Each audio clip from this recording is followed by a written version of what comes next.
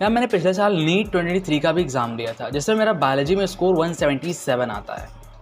और उस साल मैं अपने आप से खुद से सोच रहा था कि मैंने यार एनसीईआरटी रीडिंग भी ली सारे चैप्टर्स की, पीवाईक्यूज़ भी लगाए सारे चैप्टर्स की, अच्छे से क्वेश्चन प्रैक्टिस भी करी, मॉक टेस्ट भी दिया, तो मेरी गलती कहाँ हुई जिससे मेरा मार्क्स इतना कम आया। इन सभी चीज़ों को देखते हुए तो मुझे लगा कि यार जो ये सारे प्रोसेस हैं, चाहे वो रीडिंग का प्रोसेस हो, चाहे वो क्वेश्चन प्रैक्टिस का प्रोसेस हो, करना तो यही सब है, लेकिन मुझे ये सब करने का ढंग नहीं पता था।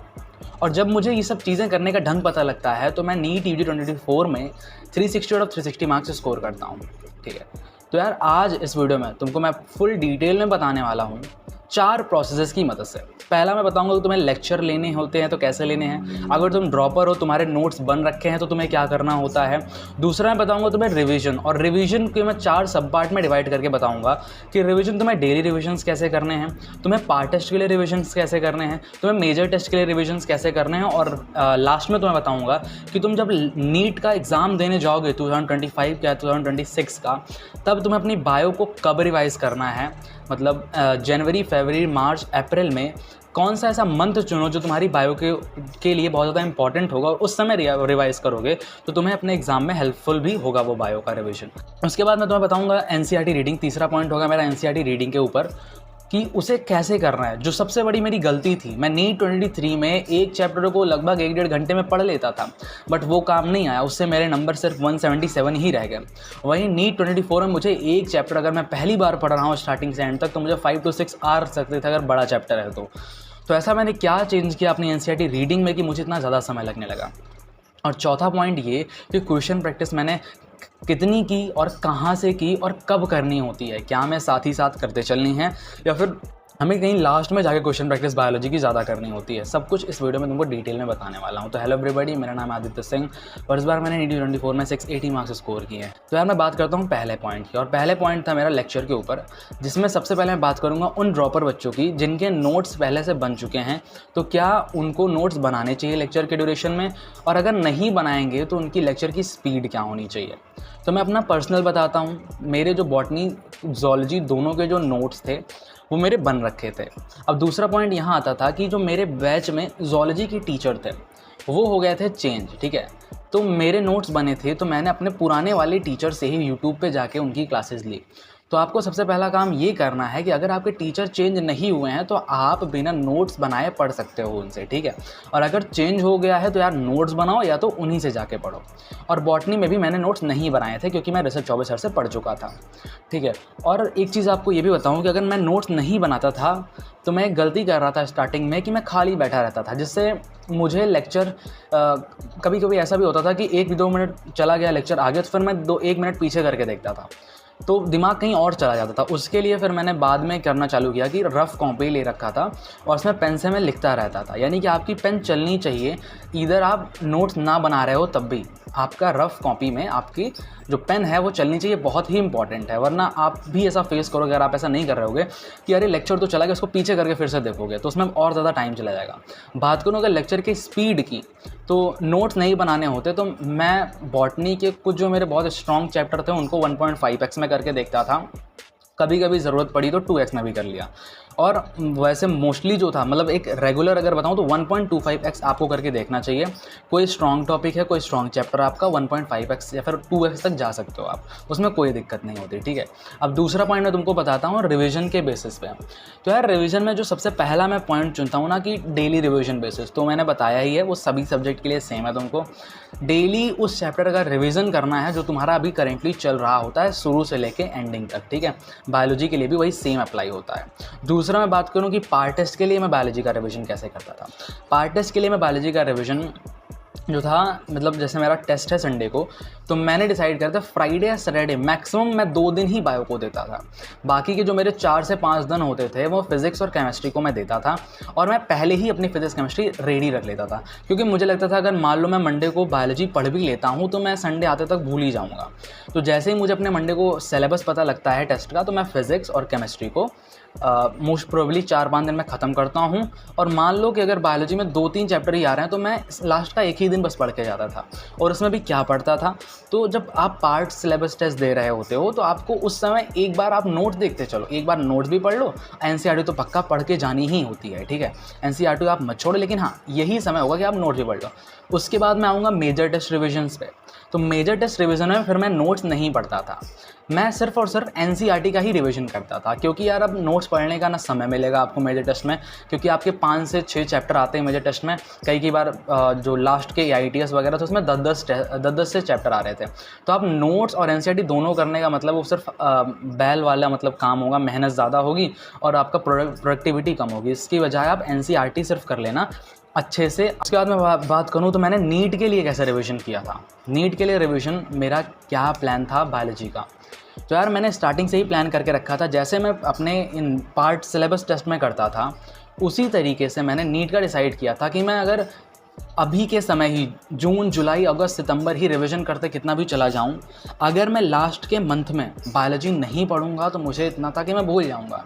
और कोई कितना भी इंटेलिजेंट हो, अगर वो लास्ट के मंथ या फिर मार्च अप्रैल में बायो ना उठाए, वो सोचे कि फिजिक्स और केमिस्ट्री ही पढ़ लूँगा, बायो आसान है, तो मैं गारंटीड कहता हूँ वो 360 और 360 तो क्या 340 भी नहीं पहुँच पाएगा।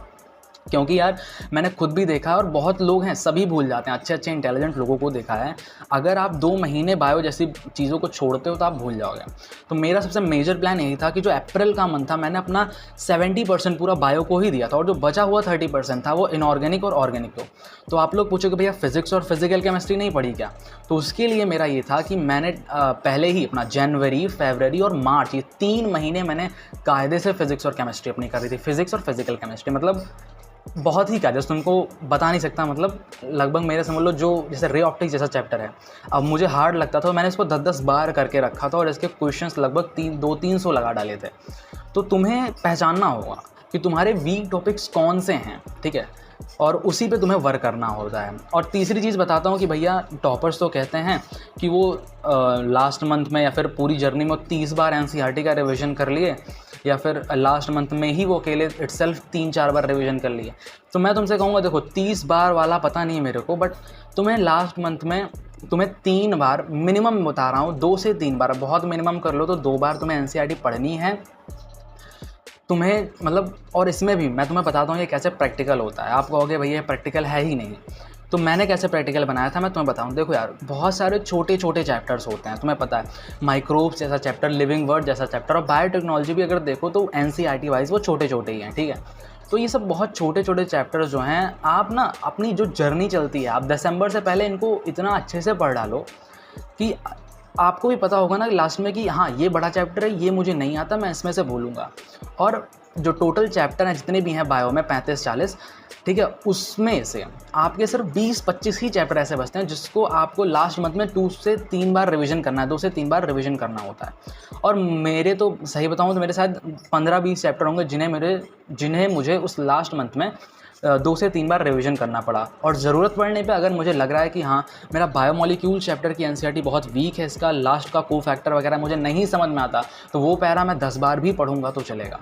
और ये प्रैक्टिकल बातें हैं। कैसे मैंने डिसाइड कर, मुझे याद है कि अप्रैल मंथ का 10 तारीख थी और मैंने अपनी एनसीईआरटी 1 अप्रैल से लेकर 10 अप्रैल तक एक बार कंप्लीट कर ली थी 11th 12th की। और इसमें भी एक बार चीज़ नोट करना कि मैंने पूरे चैप्टर्स नहीं किए थे अच्छे से, मैंने अच्छे से सिर्फ उन्हीं चैप्टर्स को ध्यान दिए जो कि लगभग आप भी 20-25 ही ऐसे चुन के रखना आप, ठीक है, जो आपको बहुत मुश्किल लगते हों या फिर जो बहुत लेंदी लगते हों, उन्हीं को पढ़ने के लिए आप मतलब आप अपने से सीख जाओगे, समझ जाओगे तुम्हारे कौन से चैप्टर होने वाले हैं, ठीक है। तो उनको चुन के रखना, सिर्फ उन्हीं को रिवाइज़ करना। उसके बाद फिर अगले 5 डेज़ में थोड़े और चैप्टर रिड्यूस हो जाते हैं, ठीक है। मान लो तुम्हारे पहले 25 चैप्टर्स थे तो अगली बार 15 चैप्टर बचे, तो उन 5 डेज़ में उन 15 चैप्टर को रिवीजन कर लो। फिर अगले 5 दिन में भी तुम और चैप्टर को रिड्यूस कर लो, ठीक है, जो उसमें भी बहुत ज़्यादा हार्ड लेंगे सिर्फ उनका रिवीजन करो। तो इस तरीके से तुम मंथ में 2 से 3 बार रिवीजन कर पाते हो। This is the practical way, और सभी ऐसे करते हैं, ठीक है। उसके बाद लेकिन तुम्हें अब एक चीज़ ज़रूर करके जानी है कि जो मैंने अपने 1 और 2 मई को किया था, मेरा पेपर जो था नीट का वो 5 मई को था, और मैंने ये डिसाइड बहुत पहले से किया था कि हाँ एक शॉट में मैं बैठूँगा और अपने 11th 12th की पूरी एनसीईआरटी, और इस बार मैं एक भी चैप्टर नहीं छोड़ते हुए बस रीडिंग ले लूँगा। वो तुम्हें करना होगा लास्ट में, यही एक चीज़ होती है जो तुम्हें सिली मिस्टेक से बचाएगा। अगर तुम ये करके जा रहे हो तो तुम्हारे माइंड में छोटा सा भी वहम नहीं रह जाता। पेपर जब सॉल्व करोगे ना तो तुम्हें याद आएंगे, क्योंकि तुमने जस्ट पेपर से 3 दिन पहले ही एक बार पूरी एनसीईआरटी से तुम गो थ्रू हुए हो। तो वो मैंने एक चीज़ करी थी, मैंने फर्स्ट और सेकंड में फर्स्ट में को मैंने अपनी 11th की एनसीईआरटी उठाई, उसे पूरा पढ़ डाला, और सेकंड में को मैंने अपनी 12th की एनसीईआरटी उठाई और उसे पूरा पढ़ डाला। और ये भी तुम्हें करना है, इसमें आप एक्सक्यूज़ नहीं दे सकते। अगर ये नहीं कर सकते, देखो पॉसिबल होगा, मैं कह रहा हूँ आप ये पॉसिबल बना पाओगे अगर आप साल भर अच्छे से पढ़ते हो। वो लास्ट मंथ में जैसे मैंने बताया, आपने 20-25 चैप्टर मतलब चूज़ करके रखते हो कि हाँ ये मेरे वीक हैं, इस तरीके से मुझे पढ़ने थे, और उस लास्ट मंथ में आप पूरा दिलो दिमाग जब बायो को दोगे, अब देखो जब आप उसमें पूरा आपका 24 आवर्स बायो में दिमाग चलेगा ना, तो आप इजीली कर पाओगे उसको, ठीक है। और फिर मैंने और आपको बताऊं तो जो 3-4 मई को था, मैंने फिजिक्स केमिस्ट्री पूरी पढ़ ली थी उस समय, ठीक है। तो ये हो गई यार रिवीजन की बात। तीसरा सबसे इंपॉर्टेंट पॉइंट जो है एनसीईआरटी से रिलेटेड है। 2023 में भी मैं एनसीईआरटी पढ़ता था, लेकिन मैंने तुमको बताया कि मेरा 1-1.5 घंटे में रीडिंग खत्म करके मैं फ्री हो जाता था। मैं सोचता था कि लेक्चर से कॉन्सेप्ट हो गया है, एनसीईआरटी की रीडिंग लेनी है, जो सभी टॉपर्स कहते हैं वही कर लिया मैंने। बट ये मेरी सबसे बड़ी मिस्टेक थी, और अभी भी बहुत लोग ये मिस्टेक करते हो तुम लोग, ठीक है। अब की बार मैं क्या करता था कि जैसे फोटोसिंथेसिस या बायोमोलिक्यूल जैसे चैप्टर में तो मेरे 6 to 7 आवर्स लिए हैं रीडिंग में, और तुम्हारे भी लेने चाहिए। अगर नहीं ले रहे हैं तो तुम रीडिंग सही से नहीं कर रहे हो ब्रो, ठीक है। अब तुम्हें मैं एक एग्जांपल से समझाना चाहता हूँ, और मैंने इस वीडियो के लास्ट में कुछ क्वेश्चंस रखे हैं ताकि तुम्हें उसे सॉल्व करके पता लगे कि तुम एनसीईआरटी सही से सॉल्व कर रहे हो या नहीं कर रहे हो। और मोस्ट प्रोबेबली मैंने चैप्टर्स को चुने जो अधिकतर कोचिंग्स में पहले करा दिया जाता है, तो वो मैंने चूज़ करके उसमें से 3-3 क्वेश्चंस के सेट बना रखे हैं। आपसे अगर तीनों बनते हैं, आप तभी समझना आप सही एनसीईआरटी पढ़ रहे हो, ठीक है, सही से एनसीईआरटी पढ़ रहे हो। और अगर आपके 3 क्वेश्चंस में से एक भी क्वेश्चन गलत होता है तो you are not reading NCERT in a right way, फिर learning NCERT in a right way. तो मैं तुम्हें अपनी बुक ला के दिखाता हूँ, और उसमें तुम्हें मैं कुछ पॉइंट बताऊंगा, कुछ पैरा पढ़ के बताऊंगा कि तुम्हें किस पॉइंट्स को तुम्हें नोट आउट करना होता है, या फिर किन पॉइंट्स पे तुम्हें ध्यान देना होता है। अब तुम यहाँ पे मेरी एनसीईआरटी बुक में ध्यान से देखो, मैंने अपना जो हार्डेस्ट चैप्टर जो मुझे लगता था एक मतलब बहुत लेंदी लगता था, वो ये है फोटोसिंथेसिस का चैप्टर है। इसमें तुम्हें दूर से लग रहा है मैंने सब कुछ ही हाईलाइट कर रखा है, बट ध्यान से देखोगे तो मैंने बहुत सारी चीज़ें छोड़ रखी हैं, तुम्हें बहुत सारी चीज़ें देखेंगी जो मिस आउट होंगी, ठीक है। और ये मैं सबसे इंपॉर्टेंट पन्ना तुमको दिख रहा होगा, इसलिए थोड़ी ज़्यादा चीज़ें हाईलाइटेड हैं, बट तुम्हें इसमें कुछ और दिखाना चाहता हूँ। यहाँ तो मेरे मार्जिन्स पे देखो ध्यान से, मैंने मार्जिन्स पे चीज़ों को लिख रखा है, ठीक है, तुम्हें दिख रही होगी सब चीज़ें। अच्छा क्यों लिखा है, क्या चीज़ें हैं, हमें क्या चीज़ें लिखनी है क्या नहीं लिखनी, तो ध्यान से मेरी बातों को सुनो। जो तुम्हारे नोट्स में हैं मोस्टली तुम्हें याद है, समझ लो नोट्स में भी हैं और याद भी हैं, तो वो तुम्हें हाईलाइट नहीं करना है, ठीक है। और जो तुम्हारे नोट्स में नहीं है और एनसीईआरटी में हैं, उनको तुम्हें अपने मार्जिन्स में लिखना है। This is the most important thing. वही चीज़ें तुम्हें मार्जिन में अपने डाल लेनी है जो ये बगल एनसीईआरटी का होता है, ठीक है। और ये चीज़ें तुम्हें करनी है। और दूसरी चीज़ मैं तुम्हें एक एग्जांपल से बताता हूँ, एक पैरा पढ़ के तुम्हें बताता हूँ कि जब तुम एनसीईआरटी पढ़ रहे थे तो मुझे कैसे 5-6 घंटे लग जाते थे एक चैप्टर को पढ़ने में, वो तुम्हें एग्जांपल समझाऊंगा। मैं बायोमोलिक्यूल एक चैप्टर खोलता हूँ, क्योंकि उसमें मैंने एक पैरा खोजा जो तुम्हें एक रियलाइजेशन करा देगा कि एनसीईआरटी सचमुच में कैसे पढ़ी जाती है, ठीक है। मैं यहाँ पे आपको दिखा रहा हूँ वो पैरा जो मैं पढ़ने जा रहा हूँ। How to analyse chemical composition 9.1 तुम्हें दिख रहा होगा। यहाँ पे आप 5th लाइन में आओ, और यहाँ पे एक पॉइंट लिखा है we obtain a thick slurry. अब मैंने इसको पढ़ा और मुझे पता है कि स्टेटमेंट्स आते हैं, और फिर मैं जब रीडिंग कर रहा हूँ तो मैं एक एग्जामिनर की तरह सोचता था, फिर हमेशा मतलब हर लाइन से क्वेश्चन बनाने का, फ्रेम करने का सोचता था जब मैं पढ़ता था 2024 में। और यही सबसे शायद बड़ा चेंज था जो मैं 2023 में नहीं करता था, और तुम ये अभी नहीं कर रहे हो तो तुम सबसे बड़ी मिस्टेक कर रहे हो, ध्यान रखना। अब जैसे मैंने पढ़ा we obtain a thick slurry, तो उसमें थिक को मैं थिन करके स्टेटमेंट आ सकता है, मैं ऐसा सोचूंगा कि हाँ स्टेटमेंट आ सकता है, थिक को थिन कर देगा और फिर स्टेटमेंट रॉन्ग चला जाएगा, तो ये मैं सोचा।